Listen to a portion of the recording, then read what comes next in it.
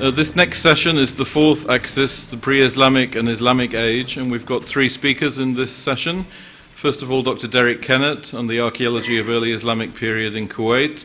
Then Dr. Agnieszka Piankowska talking about the Polish excavations at Kareb Desht. And then Mataj Rudkaj, the director of the Archaeology Institute in Nitra, talking about work at Al-Qasur. So before further ado, I introduce Derek to start proceedings.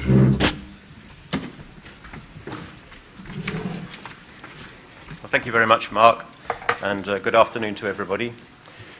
For 5 seasons now, I've been directing the British excavations, or the British Kuwaiti project at Kadhma. We call it the Kadhma team, actually, because there aren't very many British people on it, except for me.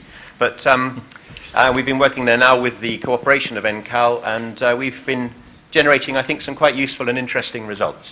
So I'm going to present those results today, but before I do, I would like to say a few words about the regional development of the early Islamic period in the Gulf and Eastern Arabia, and to give you some idea of what we think we know about how this period develops through time. The regional picture, let's say. I've argued, and I think most people more or less agree with me now, that during the late Sasanian period in Eastern Arabia, there's very little evidence of activity. Whether that means there was very little activity or not is not so clear, but there's very little archaeological evidence for this period. Some sites in Bahrain and some sites in Ras Al Khaimah and a few now emerging in Oman. One new discovery when I was working down just recently at Saham.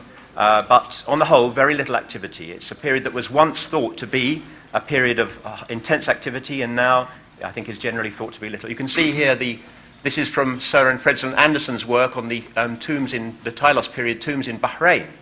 And he counted the tomb goods, and you can see that as we move into the 2nd century to the 5th century, there's a remarkable drop in the number of objects. And that general trend, the reduced number of coins, a reduced number of sites, all of it suggests that it's a period of decline and probably even population decline across the region. Interestingly enough, when we come to an as yet undated point, probably somewhere in the 7th century, I'm generally refer to this period as the 8th century, but it's the long 8th century. Let's just say a century that has a little bit of leeway both sides, possibly beginning as early as the middle of the 7th century. We don't know, a little bit later than that. And lasting until about the beginning of the 9th century with the introduction of the Samara horizon wares. That period is a period of remarkable increase in activity, a period of boom, probably population boom, but certainly a boom in activity, economic activity. We find a number of sites. I'm just actually working on a database of sites that's gone well over 50 already, and there are certainly more to come. So all the way from Kuwait down to Oman, we see sites popping up everywhere with a very distinctive material culture. Why this happened, we don't know. What relationship it has to the rise of Islam, we don't know. But these are all important questions that will need to be answered. When we come to the 9th century, with the introduction of the very easily recognizable Samara horizon wares, we see a very significant reconfiguration, but not a decline. Many of the sites that were occupied in the 8th century ceased to be occupied. Many new sites are founded in different places. So it seems that, although there's some overlap, there's a big reconfiguration at this time.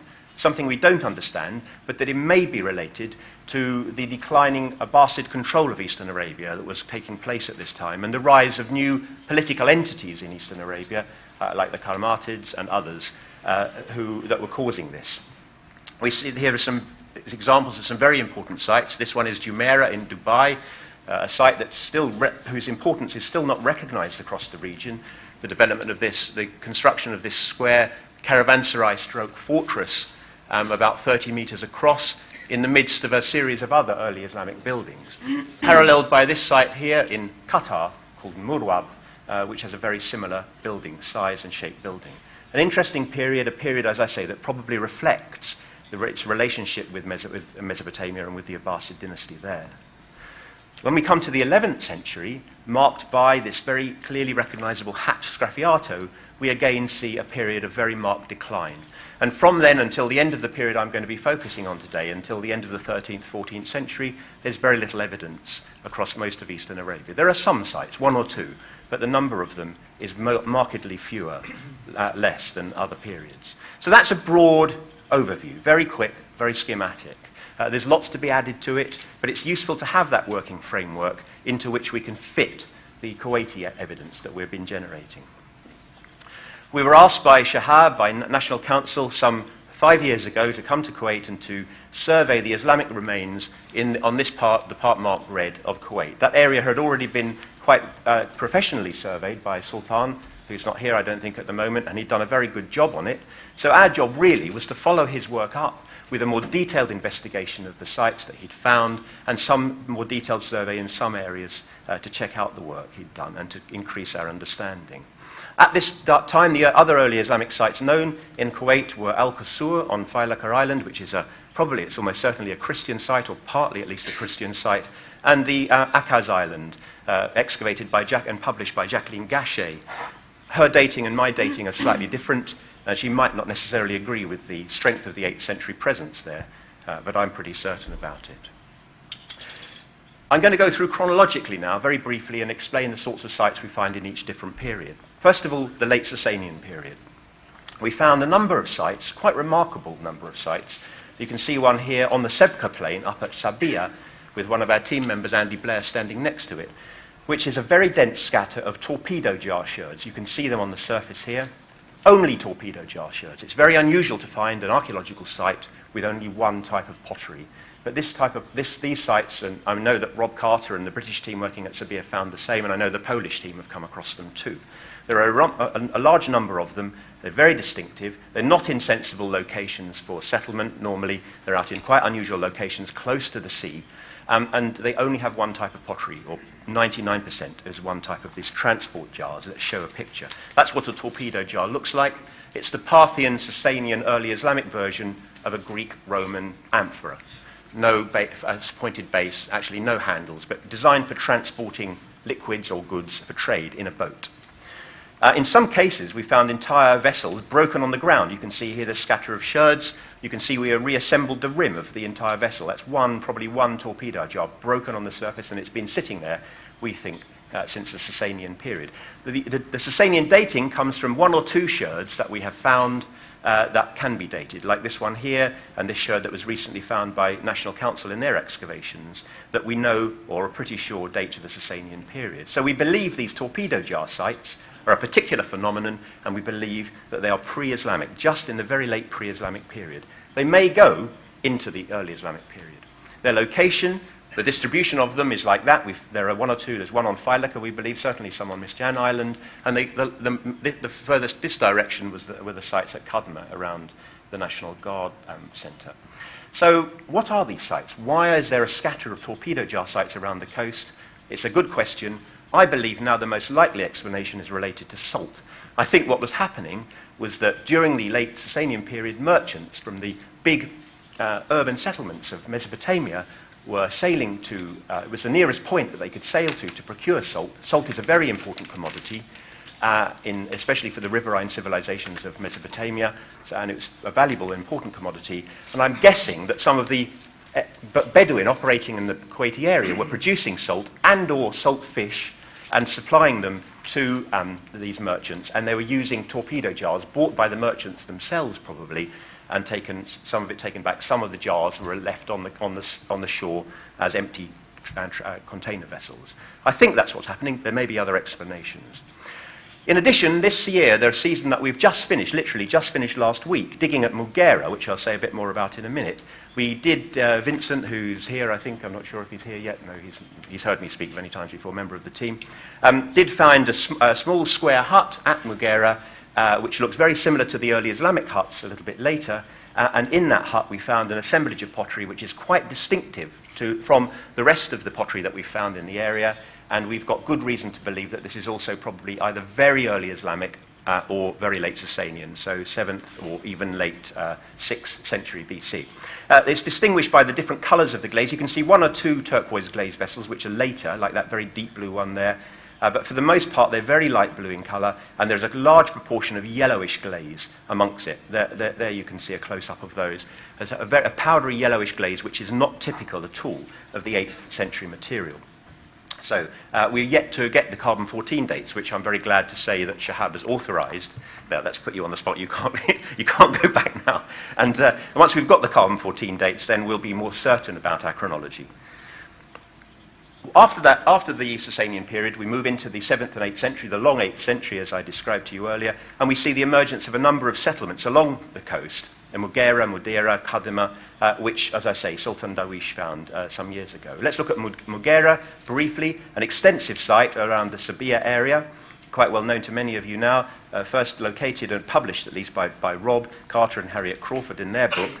What we did is a photographic survey of the whole site using a kite, and then we were able to map the remains of stone structures on the surface. You can see that level of detail that we were able to get to. We were able to map walls and so forth. It's exactly the same technique that we're currently using at Al Qusur to produce an accurate stone-by-stone plan of a very extensive site. What's interesting about the site is when we look at it, it's datable to, as I say, the 8th century. It's a village, I think you can say. It's about 700 meters long, but it's not closely agglomerated. The people do not live closely together. They're living in a very spaced out fashion, if you like. And I believe that is likely to be because they are probably people who had a nomadic origin, a Bedouin origin, and they're designing their settlement, their sedentary settlement, or at least semi-permanent settlement, in the same way that they would have laid out a Bedouin camp. It's a phenomenon that's known elsewhere in the world where we have Bedouin. When they first settle down, they don't move into a village format of occupation. They plan their settlements exactly as they would have laid out their Bedouin camps. And that's exactly what Mugera looks like. If you look at it, you could imagine a Bedouin camp being exactly like that, extended across an area such as that. So it looks very much like this is a site where we're seeing Bedouin just going into the first stages of sedentarizing, of settling down, of changing their nomadic lifestyles and becoming sedentary. Here's a kite aerial photograph of one of the buildings at Trench 49 that we dug. You can see again, it's only a simple hut, a stone hut that probably had as a reconstruction of what it probably looked like, something like that, stone walls with a roof made of thatch, probably date palm or some other tree fronds, a couple of extra rooms added on the sides, a little entranceway subdivided off later, and quite a good depth, more than 50, 60 centimetres of archaeological stratigraphy, suggesting that the site had been occupied for some time. We found 2 quern stones, indicating that they were certainly milling their own flour. They may well have been growing their own wheat. Interesting, this distribution pattern of finds. There's the house in the middle. This is all the waste of shell and pottery, broken pottery. And you can see that the way they lived was they didn't drop the material in their house, as you might expect, but they simply threw their rubbish a few meters outside the house. So they weren't a very sanitary group. There must have been lots of flies around. It must have been quite let's say, an environment that most of us modern livers wouldn't be very comfortable in, but quite typical, I think, of the past, actually. Similarly, at Area E, in the Kadima area, further south, that we excavated this row of very similar structures, circular stone huts that almost certainly had thatched roofs, each one of them probably the abode of a small family of maybe 2 parents and maybe a group of children, maybe some extended family. This one a little bit more agglomerated. We can't say how many people lived there. I'm guessing maybe 30, 40 people lived in such settlements. And there are a number of these dated to the 8th century along the coast. We know, or we're pretty sure, that these people were Muslims, because there's always a question. Remember that on the contemporary settlement over on Failaka Island, we have almost certainly a Christian community. So one question is, were these people Muslims? We believe they certainly were, because we found a cemetery over here at Area G, and all of the graves are a little bit different to the modern Muslim graves, or pre-modern Muslim graves, but they're certainly oriented on Qibla and Muslim graves. One very interesting house in amongst those houses, and this is a square house with 2 or 3 rooms, mud brick walls. And this is something that is totally outside the Eastern Arabian tradition. A mud brick structure is really a Mesopotamian tradition in this region. There are mud brick structures on Failaka, I know, but it's very unusual in Eastern Arabia generally. And this structure in amongst these houses is very distinctive. It probably looked something like that when it was in use. Only one of these, and with a rather distinctive material culture around it. What is it? I believe it was almost certainly the house of a merchant, either an Iraqi merchant who had come to settle amongst the Kuwaitis, or a Kuwaiti who had been to Iraq and learned as a merchant, perhaps, and had picked up certain Iraqi traditions and had brought them back here. I know that the Iraqi-Kuwaiti relationship is a little bit difficult these days, but remember it's a very old relationship and there has been a long history in cultural interaction between the two areas. And we have to bear that in mind. So that's what I think we're seeing here. Possibly we're seeing the house of a merchant who has come to settle amongst the Kuwaitis and is acting as a merchant and linking the local communities, the Bedouin or semi-sedentary Bedouin communities, to the larger mercantile world. Right next to that house there was this rather impressive well, again a kite aerial photograph of the well, not a simple well, a 3-meter wide well and quite deep, but it's surrounded by a series of little cisterns, low cisterns with channels joining up to the well. You can see them a bit more clearly. There were probably 5 or 6 of them originally. And what were these for? We believe they were almost certainly, it's like an industrial camel watering well. You can imagine that an important aspect of these people's lives was servicing camel caravans that were moving from Mesopotamia down the coast of Eastern Arabia into the Hijaz or down to Yamama and Bahrain. Those camel caravans, some of them, 100 or 200 camels. I think a camel can drink up to 40 litres of water at a time. That's a lot of water to provide to a camel. And so you needed good wells with the infrastructure to water large caravans, camel caravans along the route. And I believe this is exactly what these people were doing and perhaps why they were beginning to settle down. They found themselves a living servicing this quite consistent camel transport running up and down the coast. And it would have provided them with a living that hadn't perhaps been available to them before. Here's a map of the route that they probably took. We know about this from people like Lorimer. It's known, in fact, in some sources as a Tariq al-Munqadir, that instead of following the Wadi al-Bartin, which is the most direct route, but is rather waterless, and you might end up a bit like Tintin and Captain Haddock struggling across that large area. So in fact, and Lorimer does state this, you take a route around through Mughera and Kadhima and come this way, and even though it's longer, it's better because you have water sources along the way. And that might, as I say, be part of the raison d'etre for some of these sites. But another interesting thing then, by the 9th century, with the introduction of the Samara horizon wares, Al-Qusur on Failaka is abandoned, and so are all of our sites.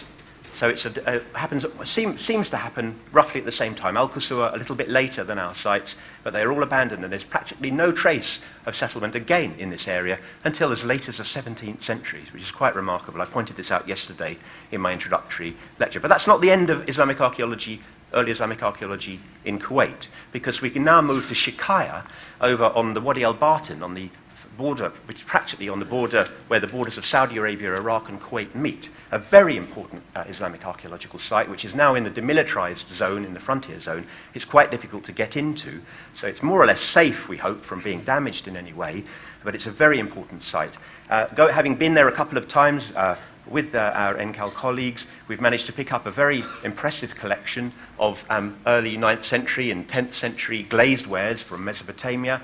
And we've also detected through kite photographs the existence of these quite complex buildings with plastered walls. Again, something quite unlike most of the buildings in Kuwait. So it looks, and here's a map, that's a satellite image of the site there. You can see the yellow line is actually the modern border, and that line just there is the anti-tank trench that's been dug just inside the Kuwaiti border. So you can see that the site is actually cut by the border. It's right on the edge. This area 5 here is a large cistern about 30 meters wide, lined with fired bricks, and other areas are residential areas. A fired brick cistern, 30 meters wide. This is almost certainly a pilgrimage station built by the Abbasid government to facilitate pilgrims traveling down the Wadi al-Bartin. Remember, at this time, in the 8th, 9th century, the population of Iraq is becoming increasingly Islamic, increasingly Muslim. More and more people are doing the Hajj. The weather is hot when the Hajj is in the summer period, and the government felt the need to provide infrastructure. How long have I got? 2 minutes. Right, I'll be there. So that's a really important site, and I've indicated to Shahab and others in NCAL that we'd be very interested in investigating that site. It's a site I think that is unique. It's probably one of the biggest and most important sites, Islamic sites in Kuwait, and it's something that certainly should be taken seriously. Let's say a little bit about the material culture very rapidly. Quite distinctive turquoise blue glaze wares.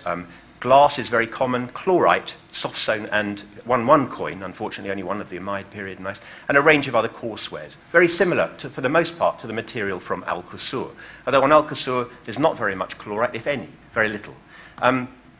The chlorite, which Seren Lemaguer, who's here in the audience, is studying, is significant. Why? Because it doesn't originate in Kuwait. It either originates in Oman or over in the Hijaz. And the material, according to Steren, is most likely to come from the Hijaz.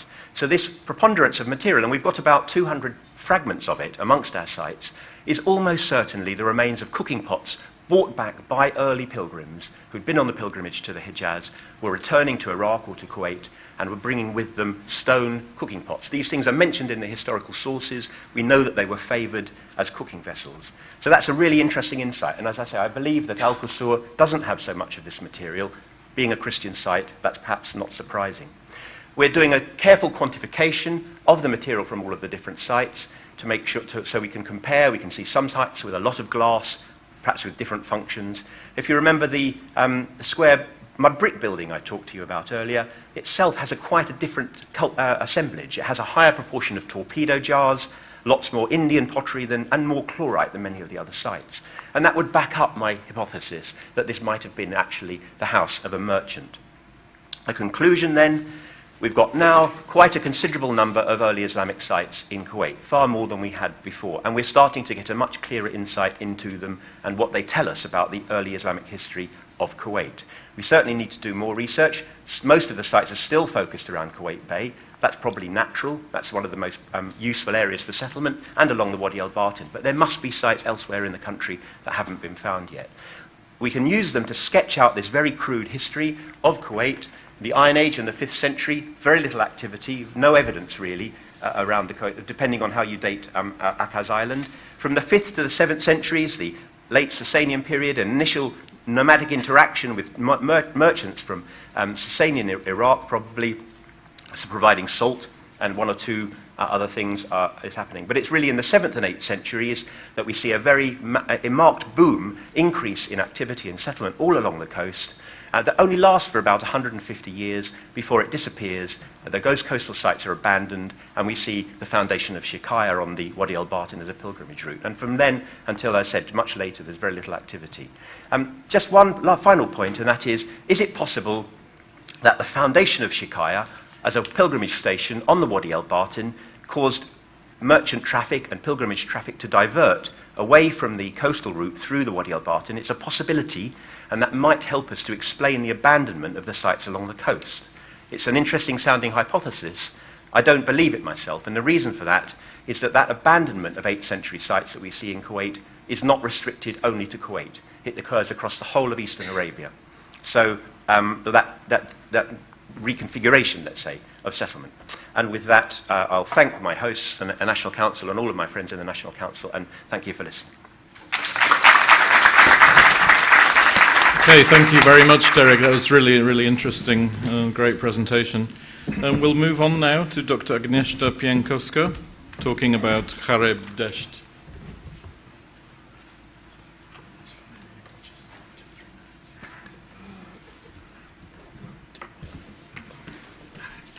Archaeological research on the Khareb Desht site on Failaka Island is conducted as a part of the Kuwaiti-Polish project Comparative Study of Settlement Patterns on Failaka Island in the Islamic period that aims to recognize the character of the settlement spatial organization and to establish the chronology of the site in the context of Islamic settlement on Failaka and Gulf region as well. As a part of the project, an underwater research is also conducted aimed to detect and describe unregistered archaeological sites at the seashore. This part of the project is coordinated by Magdalena Nowakowska.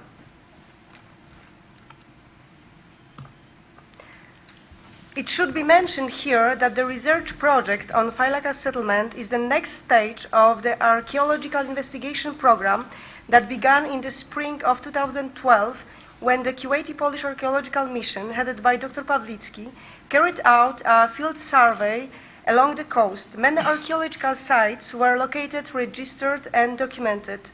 Site Khareb Desht, situated on northern coast of Failaka Island, was one of them. The site is known from written sources. It was mentioned by Lorimer in the Gazetteer of the Persian Gulf. He reported the existence of a deserted settlement called Dasht, located between sites Saidi and Kuraniya, where the remnants of some houses were still visible. According to the local tradition, the village was inhabited by the Portuguese until they abandoned it and moved inland, fleeing from the plague of rat.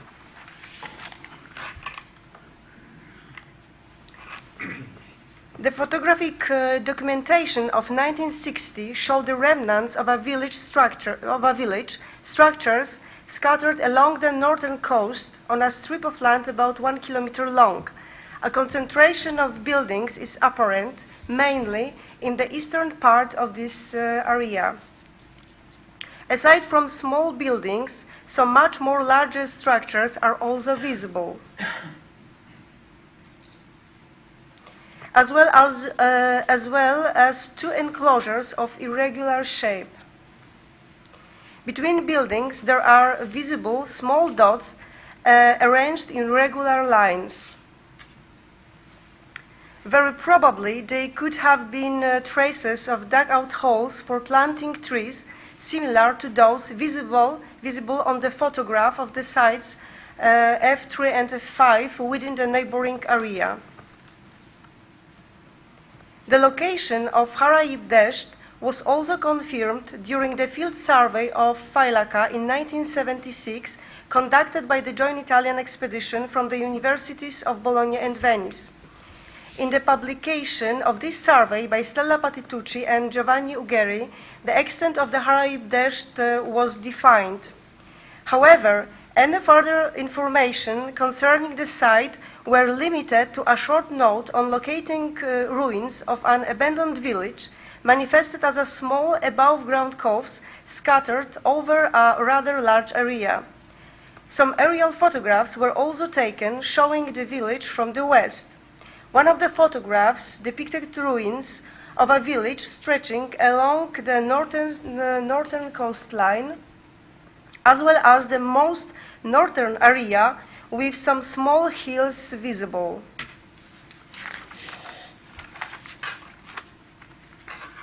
As a part of the next stage of the project, in the spring of 2013, the Kuwaiti Polish Archaeological Mission began the excavation on Haraib Desht. Presently, the site is a large extent destroyed by a former military camp and roads still in use. Yet, despite the damage, a contour map and photographic documentation made during this season both still reflect some of remnants visible on the aerial photographs of 1960. The area in the northwestern part of the site clearly stands apart, featuring a flat mound and an area with some small hills. Some houses' remnants are also clearly visible, as well as U-shaped mound and triangular enclosure situated to the southeast of the buildings. Taking into account the significant extent of the site, 4 test trenches were opened last year, located in distant points of the area. The first test trench was situated in Area 1, a flat oval-shaped mound, 1 meter 20 centimeters high and 65 by 40 meters in dimension. After cleaning of the central part of the mound, traces of few walls were revealed, as well as over 30 ovens and fireplaces.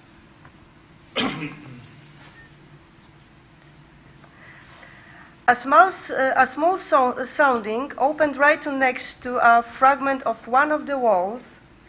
The fragment of the wall suggests that the layer was about 12 to 15 centimeter thick and deposited directly on the bedrock. The limits of the bedrock were also clearly visible in the western part of the mound. Residential buildings were probably located on the edge of the bedrock and outside of it on slightly lower level. A fragment of such structure was preserved in the northern part of the mound. It was the largest fragment of building discovered on this place so far. A sounding opened on the western slope of the mound showed that the remains adhering to the bedrock were heavily eroded. The stone elements visible in the central part of the mound, in a place where concentration of ovens and fireplaces were found, seems to represent the foundation for some light structures rather than fragments of more substantial house walls. Such kind of enclosure or barrier, among other things, probably could have been erected to protect ovens against the wind. Another test range was opened directly to the southwest of Area 1. It is a flat terrain, oval in shape, with 14 small hills measuring on average 3 by 5 meters and protruding about 20 to 50 centimeters from the surface. A test range was opened intersecting one of the hills. After removing some loose stones, a wall fragment was unearthed, composed of only one row of bricks with joists jutting from its northern face. It's still difficult to say what kind of construction it was, but it may have formed foundation of a kind of wind shelter, closed only from one side, with a superstructure and roofing made of wood or reed. Next test range was opened in a place where remnants of a few buildings are still clearly visible.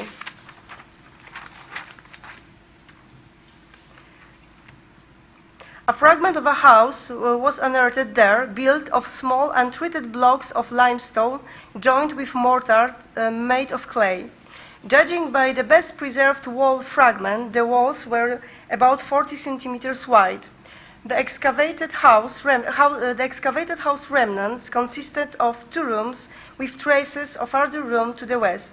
The dimension of the first room, which is somewhat irregular, are of about 2 by 6 meters. Because of damage, the original extent of this house cannot be determined. In both rooms, fragments of a hardened surface were preserved. It is not clear whether it's a floor layer or just beaten surface. The same kind of surface was detected outside the house with oven sunken into it. Here and here.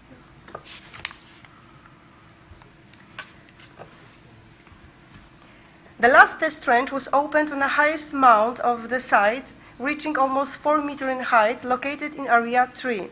The mound is one of the best visible features, both on the aerial photographs of 1960 and those taken during the previous season. The mound, measured about 20 by 24 meters, is rectangular in shape, with distinguishable lower terrace.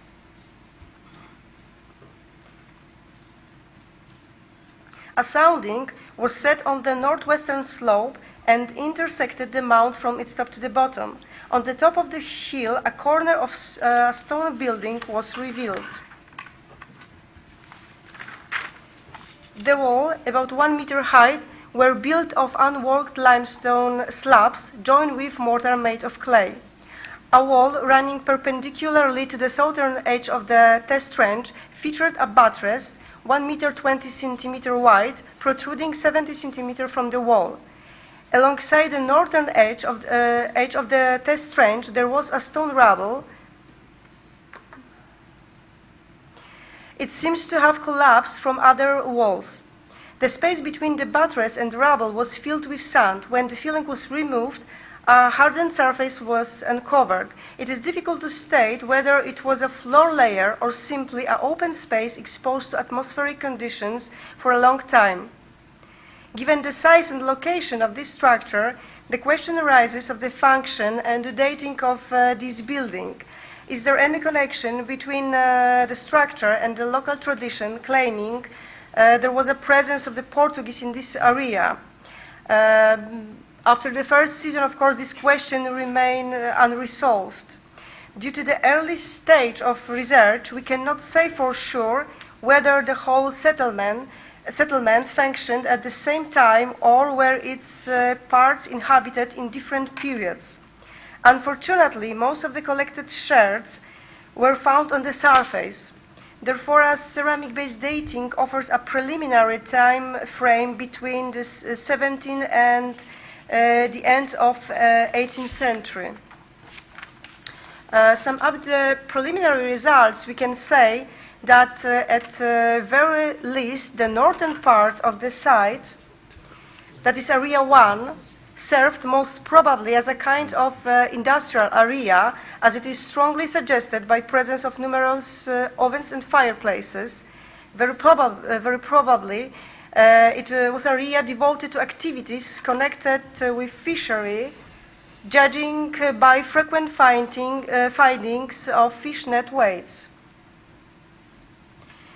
We cannot also exclude the possibility that the submerged structures off the coast of Haraib-Desht Bay were in use in the same period as the settlement.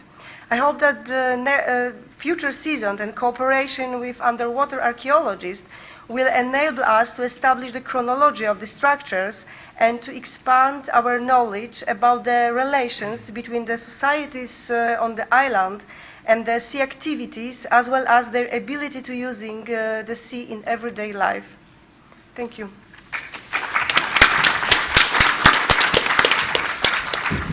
Well, thank you very much for keeping on time and for that interesting presentation about new results at Haraib-Desht. Our third speaker is Dr. Mataj Rutkaj, who's director of the Archaeology Institute at Nitra, and he's going to talk about the work of the Kuwaiti-Slovak mission that was carried out at the pre-Islamic and early Islamic site of Al-Qusur on Failaka. And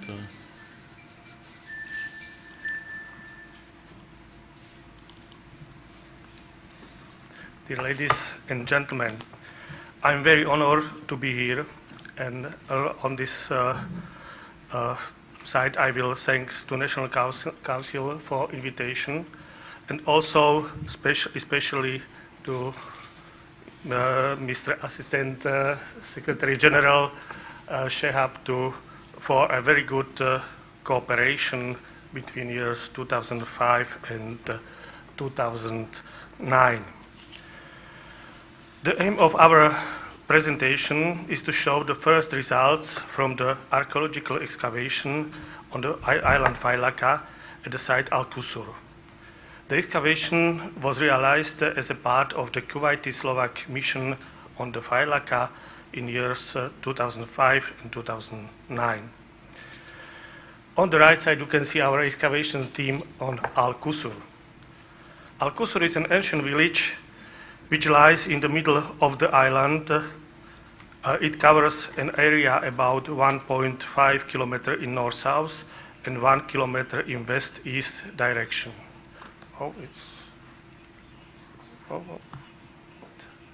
Here is it. First research over the area was carried out in the 80s by Italian archaeologists, and the site has been dated into early Islamic period. At the beginning of the 90s, a part of the site has been investigated by French team. As a result, the church has been discovered and also its close surroundings. On the left side is Italian, on the right side the French mission and church. Next. Our archaeological investigation can be divided into two phases: archaeological prospection of the whole Al-Qusur site using geophysical prospection and old map analysis and surveys. During the second phase, two courtyards number 81 and 26 on the site have been excavated. Slovak team mapped almost 100 archaeological features that were thought to be probably a part of an agglomeration around the church or monastery. The features were first mapped geodetically, and subsequently some of them were confirmed by geophysics. This is our team. Next step of our research was comparing old photos with the new satellite pictures. Old aerial photos were made in 1960, and we were able to identify new structures on them. On the right picture. On this picture is the combination of our prospection with old military photos. Blue courtyards were identified by old photos, and the red one by our prospection. You can see the big difference between both of them. And here we can see the complete plan of the site after the archaeological prospection. Altogether, we identified 141 architectural features, and 11 of these were measured by geophysics. The village consists of mostly of courtyards or houses, and courtyard consists of main house. There are mud bricks, a building on a stone basement, and there is this main building and also external building inside the wall, the stone wall.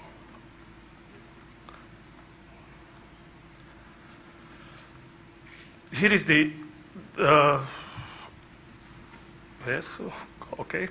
the following illustration show our plan of village on our new mapping that we made in the time of our mission.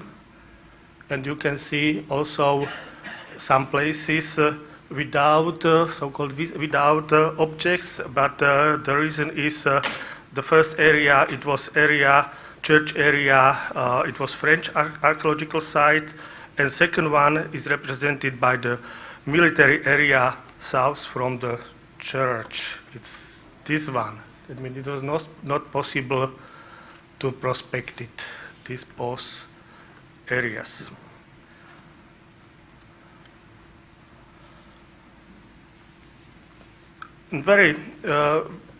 Now I can show some examples of courtyards. Here is one example, number 14. And the important thing is that it was possible to recognize all main walls only with surface prospection.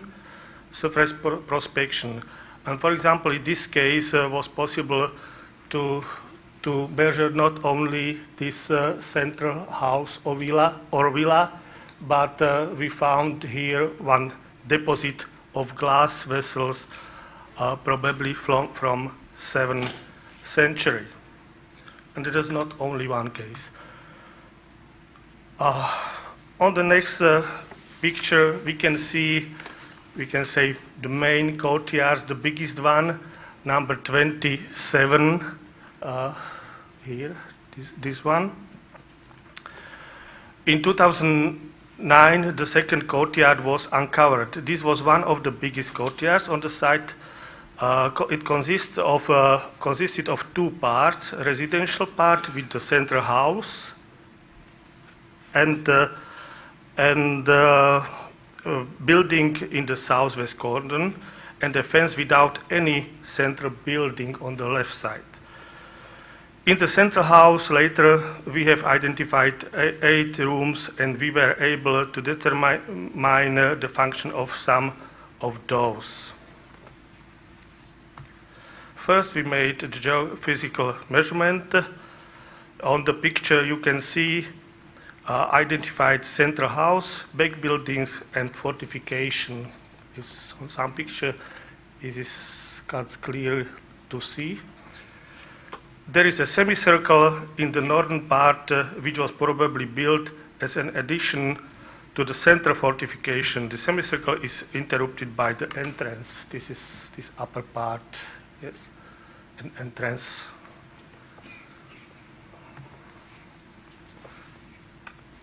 At first, we made some trial trench, and we found directly storage room of this house on the northern part of a building, and there are these storage jars. But very interesting is, or important is also that there was some evidence for a building of this house. You can see here several ceiling layers and older storage jars under this bottom. It's very important also for stratigraphical or chronological point of view. Here is reconstruction on the latest phase of the storage room. And now here we can see whole plan of our excavation. This main house or villa with mud bricks walls, and then this, we can say, industrial building or farm building or external building on south western corner.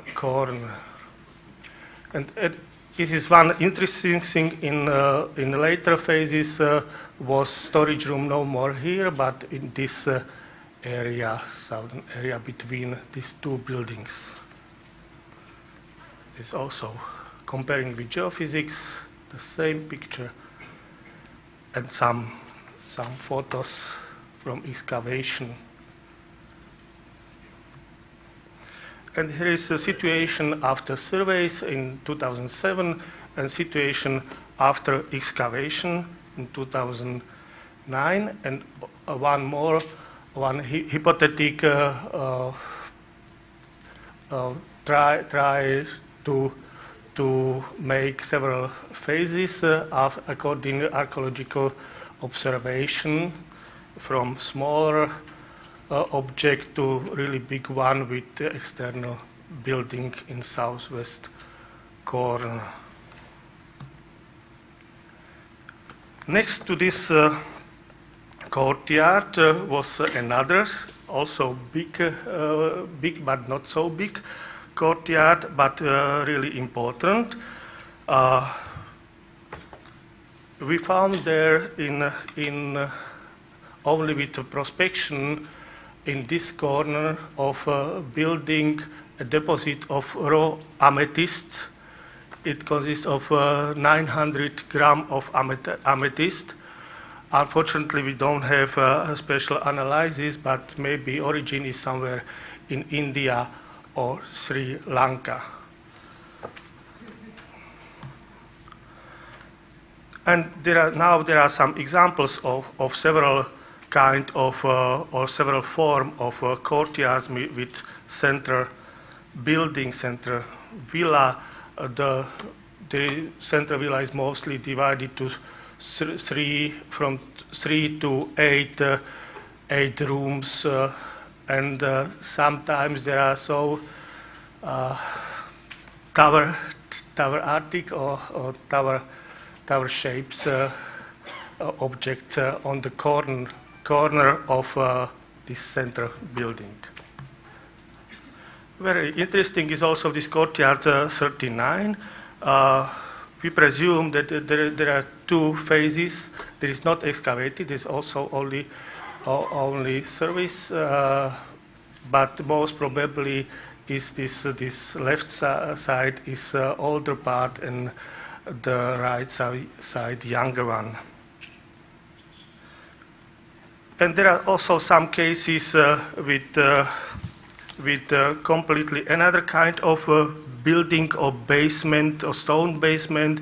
You can see it here on this picture, this black-red color circle on the upper part of objects or courtyards.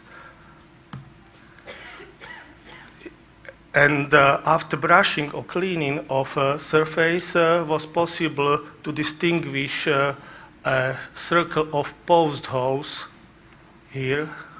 This is the circle of paused holes, and most probably this is evidence for superposition, secondary using really later using of ruins based for a light tent or similar construction. There is the same case, courtyard 81, also in this northern part, this younger structure, circle structure. And here is all typological dividing of object enclosures Most of them are rectangular houses, the same, most of them are rectangular, but there are some cases with semicircle. And in the type of entrances, they are mostly from southwestern or southeastern side. And these outbuildings, there are these later buildings after destroying of village. We found in our excavation in year 2009 a lot of finds. Most of them is ceramic pottery. There is glazed or unglazed ceramic. We have a lot of nice examples of stamped pottery. Here are some examples. Very important fragment of stucco decoration on the right side. I think this is also very important, these floral motifs or this Nestorian cross motif. And we can see that also this building was constructed. They have a really complicated construction, and this Nestorian cross was typical not only for church but also for these buildings. Here are some examples of pottery.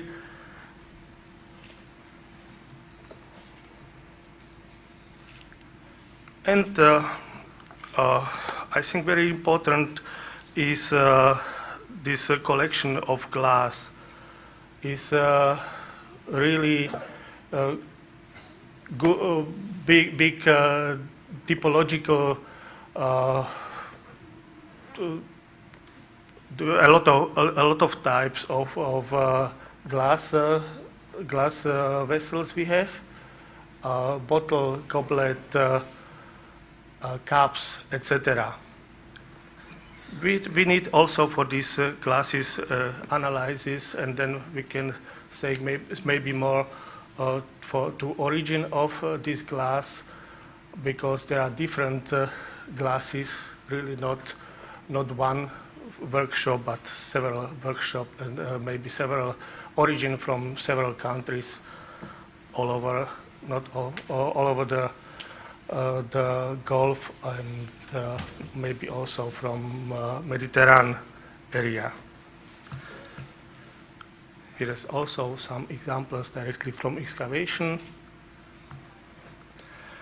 And very important are archaeobotanical and archaeozoological observation. Small amount of finds, archaeobotanical finds, is maybe typical for this time. Climatic conditions are not favorable to a preservation of this type of artifacts. We found the carbonated data stones, but their dating is difficult. Remains of the wheat and barley are also important. Were found in a daub and fragments of the mud bricks. Better situation is in archaeological.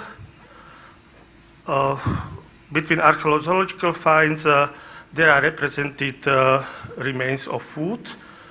In the researched field are remains of sea fish and smaller mammals. Some skeletal remains show the sign of heat processing. There are two examples. And very important is also small find groups, fishing leadweights, fragment of stone vessels made from steatite, which represent continuous tradition from the Bronze Age, maybe. Grinding stone, written sources depict cereal production in the central part of the Isle, still in the 19th century.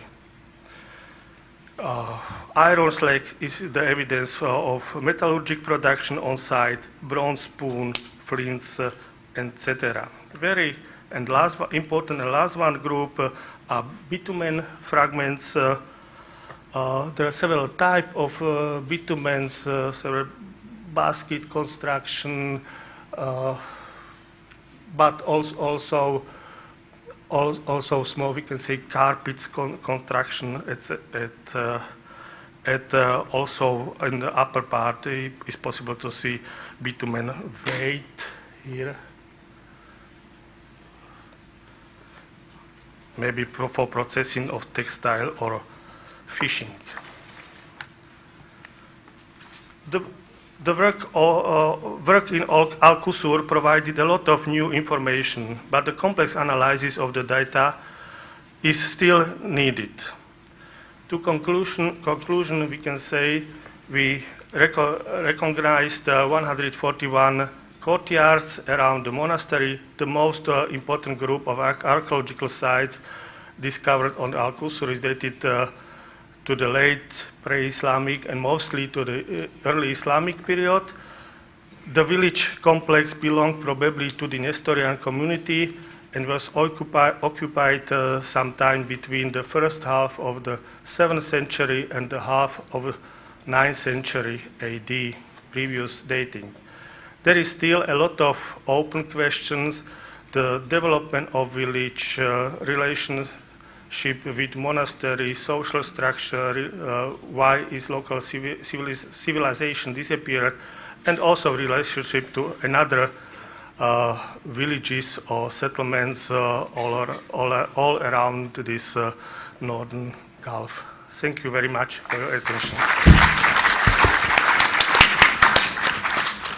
Okay, děkujeme moc krát za strašně zajímavý prezentace. Thank you very much for a very interesting presentation. And we can proceed now with some questions and things. I think I prefer to do it in a different way to the previous style, if you may allow me, just to do it one by one. Because I find when we collect all the questions, it takes 10-15 minutes and I forget what the original question is. So this gentleman down the front here first, please. السلام عليكم. أنا علي المغنم من السعودية. First of all, I would like to thank all the speakers and the chairman for this valuable presentations.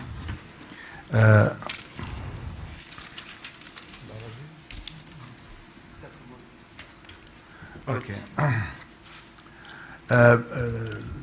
بداية أحب أن أشكر المتحدثين على هذه التقديمات الجميلة والرائعة والموثقة والعمل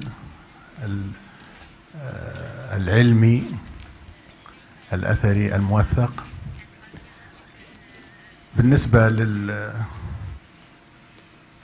جون كينيت، عندي الحقيقة ملاحظة جميلة بالنسبة ما قدمه عن